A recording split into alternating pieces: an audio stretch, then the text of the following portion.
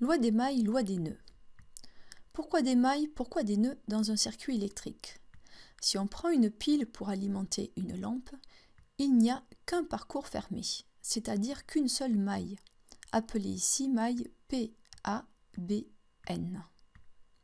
Par convention, le courant électrique circule de la borne positive du générateur vers la borne négative. Il n'y a ici qu'un chemin possible. Mais la plupart des circuits ne sont pas aussi simples. Par exemple, le circuit électrique que vous avez dans votre maison. Représentons une partie de ce circuit simplifié. Le compteur électrique joue le rôle d'un générateur. Un des fils de connexion le relie par exemple à l'interrupteur K1 et aux deux lampes L1 et L'1 de votre cuisine. Mais un autre fil peut relier l'interrupteur K2 du couloir à la lampe L2, et ainsi de suite pour toutes les pièces de chez vous. Il y a ici plusieurs parcours fermés différents, c'est-à-dire plusieurs mailles. Par exemple, les mailles A, B, C, D, E et B, P, Q, R, S. Le point B est connecté à au moins 3 fils. Ce point est appelé un nœud, tout comme les points D et R. Quelle est alors la tension aux bornes de chacun des dipôles? Quelle est l'intensité du courant électrique qui traverse chacun d'eux? La tension électrique se mesure avec un voltmètre branché en dérivation.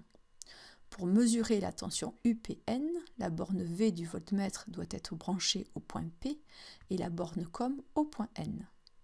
Si on avait réalisé le branchement inverse, on aurait mesuré UNP égale à moins UPN. La tension électrique est une grandeur algébrique. Elle peut être positive ou négative. Elle s'exprime en volts. Représentons les tensions par des segments fléchés entre les différents points.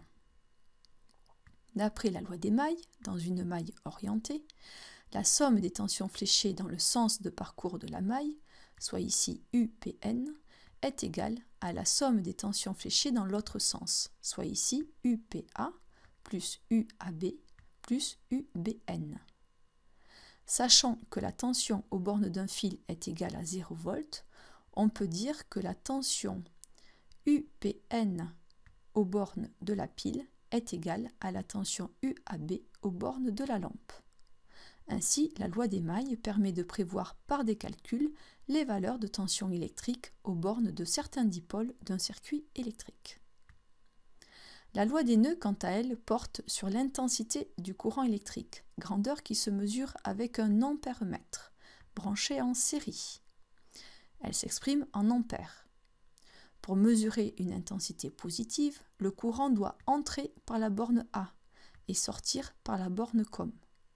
Ce courant électrique, d'intensité I, arrive au nœud C, soit I1, l'intensité du courant électrique qui traverse la lampe L1, soit I2, l'intensité du courant qui traverse la lampe L2. D'après la loi des nœuds, la somme des intensités des courants qui arrivent à un nœud, soit ici I au nœud C, est égale à la somme des intensités des courants qui en repartent, soit ici I1 plus I2. Au nœud F, cette formule peut être retrouvée. I1 plus I2 égale I. La loi des nœuds permet ainsi de prévoir par les calculs certaines valeurs d'intensité du courant électrique. Retenons donc pour la loi des mailles qu'il faut d'abord orienter la maille, puis représenter par des segments fléchés les tensions aux bornes des différents dipôles. Pour écrire par la suite l'égalité entre la somme des tensions fléchées dans le sens de parcours avec la somme des tensions fléchées dans l'autre sens. Pour la loi des nœuds, il faut d'abord repérer un nœud du circuit, point connecté à au moins 3 fils, identifier le sens de parcours des différents courants, pour écrire par la suite l'égalité entre la somme des intensités des courants qui arrivent à ce nœud avec la somme des intensités des courants qui en repartent. Réalisons un petit test de 2 questions. Mettez en pause lorsque le symbole suivant s'affiche pour prendre le temps de répondre. Choisir la bonne réponse. Un circuit électrique est constitué d'un générateur, d'un conducteur ohmique de résistance R, d'un moteur M et d'une lampe. La tension électrique UBC aux bornes de la résistance est égale à A 2 volts, B 10 volts, C moins 2 volts. Représentons par un segment fléché la tension UBC.